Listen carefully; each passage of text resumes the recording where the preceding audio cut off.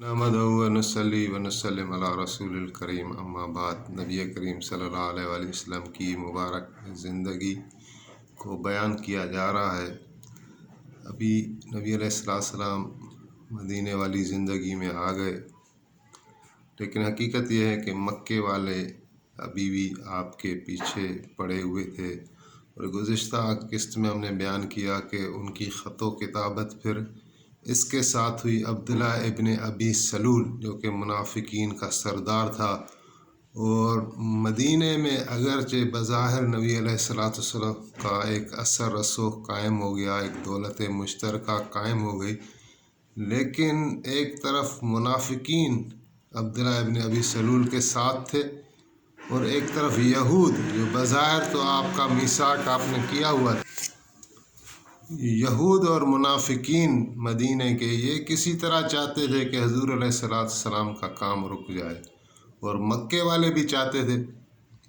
اور مکے والوں کا اگر یعنی آگے پیچھے ہم حالات دیکھیں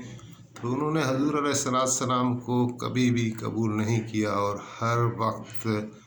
حضور کے کام میں رکاوٹ ڈالنے کی کوشش کی، اور آخر کار ہم سنا چکے کہ حضور علیہ السلام کو شہید کرنے کا منصوبہ بھی بنایا۔ تو جب آگے بدر والی جنگ میں آپ دیکھیں گے کہ یہ یعنی جو قریش تھے، یہ ایک قسم کو نبی علیہ السلام کی اس تحریک کو اپنے لیے بہت برا سمجھتے تھے، اور وہ یہ یعنی داغ برداشت نہیں کر سکتے تھے کہ ہم میں سے ہی ایک شخص اٹھائے اور وہ ہمارے ہی دین کے خلاف باتیں کر رہا ہے۔ تو ایک کڑن کی تھی، اور یہ ایک ان کا یعنی آپ ایسا سمجھیں کہ سوشل ریلیجس ایک آبلیگیشن بن گیا تھا، ایک قسم کا ان کے لیے ایک فریضہ بن گیا تھا کہ حضور کی مخالفت کریں۔ تو لہٰذا یہ ہمیں چیزیں نظر آئیں گی کہ بدر والی جنگ میں وہ حضرت عباس کو بھی لے کر آئے، یعنی حضرت عباس حضور کے چچا تھے، اور جتنی دیر آپ مکے میں ٹھہرے تھے تو بنو ہاشم والوں کی سپورٹ آپ کے ساتھ تھی، آپ کے چچاؤں کی سپورٹ، سوائے اس ابو لہب لعین کے۔ تو لیکن اس جنگ میں پھر وہ ایک سوشل آبلیگیشن کے تحت ایک ان قریش کے اثر میں آ کر قریش کی طرف سے ہی لڑنے والوں میں شامل ہو کر آئے تھے۔ تو اور جب آپ نے مدینے میں قدم رکھ لیا تو اگرچہ مدینے کی فضا کافی بہتر تھی، مکے کی بنسبت بہت ایک ترقی ملی، ایک مدینہ مرکز بن گیا اور حضور نے کام شروع کر دیا، لیکن اس کا مطلب یہ نہیں تھا کہ ابھی آپ کے مخالفین سے آپ بے فکر تھے۔ وہ ہر وقت خطرہ منڈلاتا رہتا تھا، اور ہم عائشہ صدیقہ رضی اللہ تعالیٰ عنہا بھی ایسے حالات بیان کر رہی ہیں کہ انہوں نے فرمایا کہ ایک دن نبی علیہ السلام نے فرمایا کہ کاش کوئی ہو جو آج ہمارا پہرا دے، یعنی حضور کو ایک خطرہ بھی لاحق ہوتا تھا۔ تو اتنی دیر میں پھر بی بی عائشہ نے فرمایا کہ ہمیں نا ہتھیاروں کی ایک جھنکار سی سنائی دی، آواز سی سنائی دی۔ تو آپ نے دیکھا جا کے تو حضرت سعد بن ابی وقاص سے پوچھا سعد کیسے آنا ہوا؟ تو سعد بن ابی وقاص رضی اللہ تعالیٰ عنہ عرض کرنے لگے کہ یا رسول اللہ، مجھے اندیشہ ہوا آپ کی، یعنی میرے جی میں آیا کہ میں آپ کی حفاظت کروں اور رات کا پہرا دوں، آپ سکون سے سو جائیں۔ تو یہی بات آپ نے بعد میں بھی فرمائی تھی جو اپنے مقام پر آئی تھی، انصار مدینہ کو ایک مقام پر آپ نے فرمایا تھا کہ میں جب مدینے آیا ہجرت کر کے تم لوگوں کے پاس تو میں خوف زدہ تھا، میں گھبرایا ہوا تھا، اور آپ لوگوں نے پہرے پر پہرا دے کر میری حفاظت کی اور مجھے سکون فراہم کیا۔ تو آپ علیہ السلام کو ان کافروں سے ہمیشہ اندیشہ رہا کہ یہ اس تحریک کو دبا دیں گے، اور ایسا ہی ہوا کہ جب مکے والوں نے ایک دھمکی آمیز خط بھیجا عبداللہ ابن ابی سلول کے پاس، رئیس المنافقین کے پاس، کہ اگر آپ حضور کی اس طرح سپورٹ کریں گے تو پھر آپ کے ساتھ جنگیں کی جائیں گی۔ تو اس کو ایک بہانہ سا مل گیا اور اس نے یعنی انصار کو بہکانا شروع کیا کہ حضور کی وجہ سے جو اب ہمارے اوپر سخت سے سخت حالات آئیں گے اور ہمیں جنگ کی دھمکی دی جا رہی ہے، تو حضور کی مدد سے ہم ہاتھ اٹھا لیں۔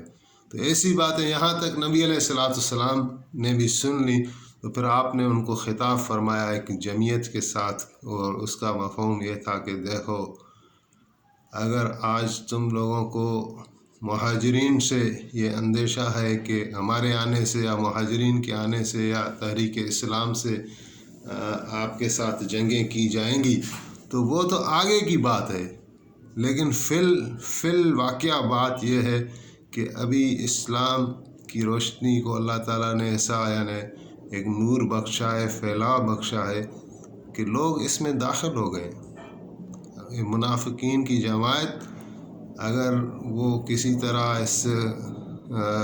تحریک کو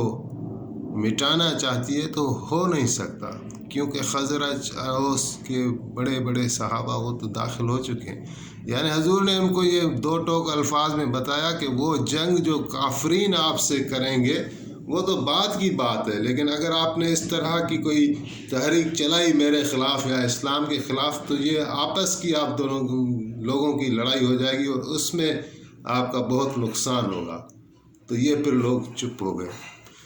تو اس تمام باتوں کو پیش نظر رکھتے ہوئے نبی علیہ السلام نے اپنی اس ریاست مدینہ کا ایک دفاع کرنا تھا، اور اسی کے ہی وجہ سے آپ نے پھر جو مکے سے ان مکے والے لوگوں کے قافلے آتے تھے ان کے لیے آپ نے راہیں بند کرنا شروع کی اور اپنے مجاہدین کو بھیجا، اور اللہ تعالیٰ نے بھی حکم کیا کہ ان کے ساتھ جہاد کریں۔ تو یہ سریہ بیان کیے جا رہے ہیں، 2-3 بیان ہو چکے، اور اس میں ایک مشہور سریہ ہے حضرت عبداللہ بن جہش رضی اللہ تعالیٰ عنہ کا، کہ وہ جب گئے ہیں تو وہ اور اپنا مقابلہ ان کا ہوا، اور حضرت سعد بن ابی وقاص بھی ان کے ساتھ تھے، اور پھر یہ ہوا کہ رات کا ایک ایسا ٹائم تھا کہ نبی علیہ السلام نے ان کو فرمایا کہ یہ خط میرا لے جاؤ عبداللہ بن جہش کو، اور فرمایا اس خط کو آپ 2 دن کے بعد کھولنا۔ جب 2 دن کے بعد کھولا گیا، پڑھا گیا، تو اس پہ پھر آپ کی ہدایات تھی کہ آپ آگے جا کر گھات لگا کے بیٹھ جائیں، اور مشرکین کا ایک ٹولہ آپ کو وہاں ملے گا، لیکن اپنے ساتھیوں کو آپ زور نہ کریں، جو خوشی سے جانا چاہے اس کو لے جائیں۔ تو سارے ساتھیوں نے کہا کہ حضور پر ہمارے جان و مال سب کچھ فدا ہے، ہم ساتھ جائیں گے۔ تو وہ آگے چل کر وادی نخلا میں جیسے انسٹرکشن تھی وہاں انہوں نے پڑاؤ ڈال دیا، تو وہاں بھی کافرین کا ایک قافلہ آ گیا مشرکین کا۔ تو صورتحال ایسے بنی کہ وہ پہلے گھبرا گئے کہ مسلمان حملہ کریں گے، لیکن حضرت عبداللہ نے ایک حکمت عملی کے تحت، جنگی حکمت عملی کے تحت کام لیا، اور اپنے ساتھیوں کو کہا کہ آپ احرام باندھ لو، ان کو ایسا لگے کہ ہم مکہ المکرمہ عمرہ کے لیے جا رہے ہیں۔ تو انہوں نے ایسا دیکھا تو وہ پھر مطمئن ہو گئے، اور انہوں نے بھی پڑاؤ ڈالا۔ جب پڑاؤ ڈالا اور آرام سے بیٹھ گئے تو مسلمانوں نے حملہ کرنا چاہا، لیکن وہاں یہ اشکال آئی کہ وہ رجب کا مہینہ شروع ہونے والا تھا، وہ رات اسلامی مہینہ ہمارا اپنا چاند کے نظر آنے سے شروع ہوتا ہے، تو بہرحال ان کو شک پڑا کہ شاید رجب ہے، اور رجب میں حملہ کرنا، جنگ کرنا حرام ہے۔ لیکن بعد میں جب دیکھا کہ کفار ابھی یعنی ہمارے احاطے میں آ گئے ہیں اور ایک اچھا موقع ہے ان کو سبق سکھانے کا، تو پھر رجب کی بھی پرواہ نہیں کی اور حملہ کر دیا، اور یہ پہلا حملہ تھا مسلمانوں کی طرف سے جو کامیاب رہا۔ اس میں ایک کافر کا قتل ہوا، 2 جو ہے وہ پکڑے گئے، قید ہوئے، اور ایک جو ہے وہ بھاگ گیا، اور کچھ مال و متاع بھی ہاتھ آیا کہ غنیمت کو اللہ تعالیٰ نے یہ ایک خصوصیت دی نبی علیہ السلام کو اور آپ کی امت کو کہ مال غنیمت کو حلال رکھا۔ تو وہ مال غنیمت بھی ہاتھ آیا اور ایک بندہ ان کا مارا گیا، 2 قیدی ہوئے۔ اور جب آ کے نبی علیہ السلام کو حال احوال سنایا تو آپ نے بھی توقف فرمایا۔ آپ نے فرمایا کہ رجب کے مہینے میں تم نے کیوں حملہ کیا؟ تو یہ بھی پریشان ہو گئے۔ پھر اللہ تعالیٰ نے قرآن پاک کی ایک آیت نازل کی جس کا مفہوم یہ تھا کہ یسألونک عن الشہر الحرام قتال فیہ۔ اس طرح کی آیت ہے کہ پوچھ رہے ہیں کہ جو شہر الحرام ہے، یعنی جو حرمت والے مہینے میں، اس میں لڑائی کرنا کیسا ہے؟ تو آپ ان کو کہہ دیں کہ اس میں تو لڑائی کرنا تو بڑا جرم ہے، لیکن وہ جو کر رہے ہیں یعنی خانہ کعبہ سے روک رہے ہیں کفار، تو ان کی سزائیں اور ان کی گناہ بڑے ہیں اور ان کے لیے سزا بھی ایک بڑی آنے والی ہے۔ تو یہ ایک مفہوم سا عرض کر رہا ہوں۔ تو یہ پھر آپ علیہ السلام نے پھر جا کے وہ مال بھی ان سے تسلیم کیا، اور اسی طرح یعنی ایک کفار میں ایک فضا قائم ہو گئی کہ اب جو ہے یہ ڈرنے لگے، بجائے جو یہ مدینے پر حملہ کریں، ابھی وہ اپنی نقل حرکت جو ان کا ایک معمول بنا ہوا تھا اس میں بھی وہ ڈرنے لگے۔ اور اسی طرح کا ایک واقعہ ہے کہ حضرت سعد بن معاذ رضی اللہ تعالیٰ عنہ حضور علیہ السلام کے پیارے ساتھی تھے۔ پہلے بھی عرض کر چکا کہ یہ بنو اوس کے سردار تھے اور ان کے بہت بڑے فضائل ہیں۔ ان کو اگر الگ سے بیان کیا جائے تو 15-20 منٹ کی ایپیسوڈ بن جائے گی، اور ہو سکتا ہے آگے چل کر بطور عقیدت میں انشاءاللہ ایک کروں گا ایپیسوڈ ان کے نام۔ لیکن یہاں یہ عرض کرنی ہے کہ وہ گئے ہوئے تھے مکۃ المکرمہ، تو یہ بھی رئیس تھے اور ان کی دوستی ہوتی تھی اسلام سے پہلے امیہ بن خلف، وہ بھی ایک رئیس تھا جو بلال کا آقا ہوتا تھا اور حضور کا پکا دشمن تھا۔ تو اسلام کا دشمن تھا لیکن پرانے تعلقات تھے، تو یہ امیہ کے ساتھ اپنا خانہ کعبہ کی طواف کے لیے جا رہے تھے، اور امیہ نے بن خلف نے ان کی کوئی دعوت کی تھی یا استقبال کیا تھا۔ تو ابو جہل نے جب دیکھا تو کہا کہ امیہ،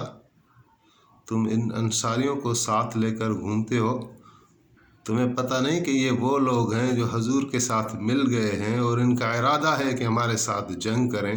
اور تم ان کو استقبال دے رہے ہو، ہٹ جاؤ تو میں اس کو قتل کروں۔ تو اس سے پہلے کہ امیہ کوئی جواب دیتا تو حضرت سعد بن معاذ خود بولے، اور وہ بولنا جانتے تھے۔ عرب میں تو ساروں میں فن تھا، لیکن حضرت سعد کی جو خصوصیات ہیں اور جو پریزنس آف مائنڈ ہے وہ بار بار ابھی مدینے والی زندگی میں آئے گی۔ تو وہ سردار تھے اور ان کو پتہ تھا، تو انہوں نے بولا کہ ابو جہل، ابو الحکمہ اس کو بولتے تھے، عمر بن ہشام نام تھا اس کا، تو اس کو جو ہے نا ایک پر آواز لہجے میں بولا کہ ابو جہل، اگر تم ہم مدینے والوں کے ساتھ اس طرح کی روش رکھو گے تو تمہارا تو روز کا گزر ہے، وہاں تمہارے قافلے تو روزانہ وہاں سے گزرتے ہیں تجارت کے، پھر ہم اس تجارت کو کیسے سلامت رکھیں گے اور تمہارے قافلے کیسے ہمارے ہاتھوں سے بچ سکتے ہیں؟ تو پھر جو ہے امیہ تھوڑا ہکا بکا ہو گیا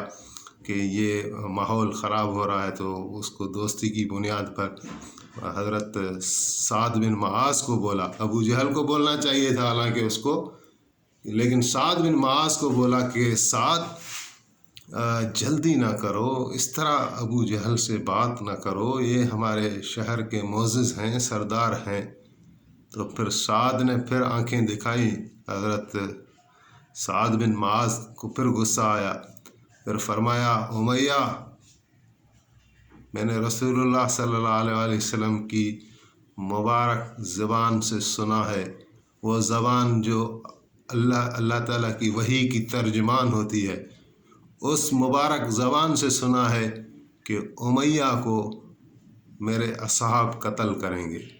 تو امیہ نے ایسے بالکل اس کا دل بیٹھ گیا اور کہنے لگا کہ واقعی سعد، تم نے یہ حضور علیہ السلام کی ज़बानी यही सुना है। तो साद ने दोबारा कहा, हज़रत साद ने,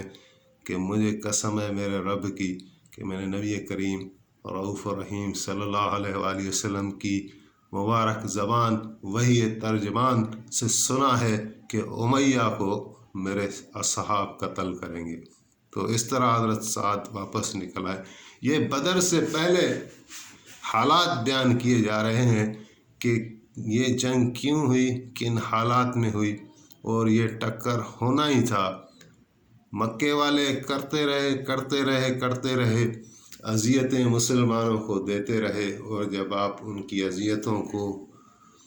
से जान छुड़ाकर मदीने आ गए तो मदीने वाली ज़िंदगी में इन्होंने ताक़ुब नहीं छोड़ा। तो फिर अभी अल्लाह ताला ने भी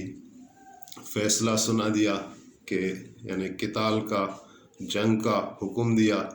तो इसी तरह ये जंग के हालात आ रहे हैं। और एक यानी इसका भी किताबों में लिखा हुआ है कि आगाज़ फिर कुफ़ार की तरफ से ही हुआ है कि एक कुरज़ नाम था, कुरज़ फ़हरी,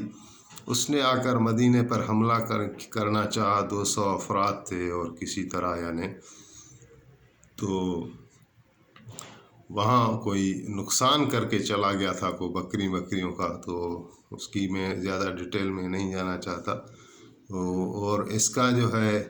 फिर जो छोटे छोटे आपने सरैया भेजे, उसके साथ छोटे छोटे गज़वात भी हैं। बदर से पहले आप अलैहिस्सलाम ख़ुद भी लश्कर लेकर रवाना हुए। जब आपने मक्के वालों काफ़िलों का सुना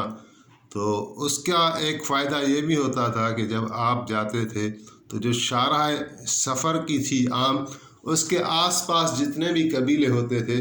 उनके साथ आपने मुआहदे शुरू कर दिए कि कल अगर मक्के वालों से एक बड़ी जंग हो जाती है तो उससे पहले कि मक्के वाले इनको अपने अहद व पैमान में ले लें, तो नबी अलैहिस्सलाम ने अपनी हिकमत अमली के तहत उन लोगों को, उन काफ़िलों को अपने साथ मिलाते जाते थे। तो ये इस तरह का एक जंग का माहौल बनता जा रहा था। फिर एक गज़वा आपका है जिसको गज़वा ज़ुल अशीरा के नाम से कहा जाता है, ये भी बदर से पहले है। इसमें आप निकले थे और वही अबू सुफियान का काफ़िला था जो शाम तक चला गया और हज़ूर अलैहिस्सलाम और मुसलमानों से यानी छुप कर वो निकल गया था। और वो जब बाद में वही काफ़िला आया तो वही यानी बदर का ख़ास जंग का सबब बना, जिसको कुरान करीम में सूरत अनफ़ाल में भी ज़िक्र है। यानी तो इसको इंशाअल्लाह ये बयान जारी है। अल्लाह ताला हमें सही बयान करने की तौफ़ीक़ अता फ़रमाए, उसके समरात से हमें बहरामंद फरमाए। आमीन।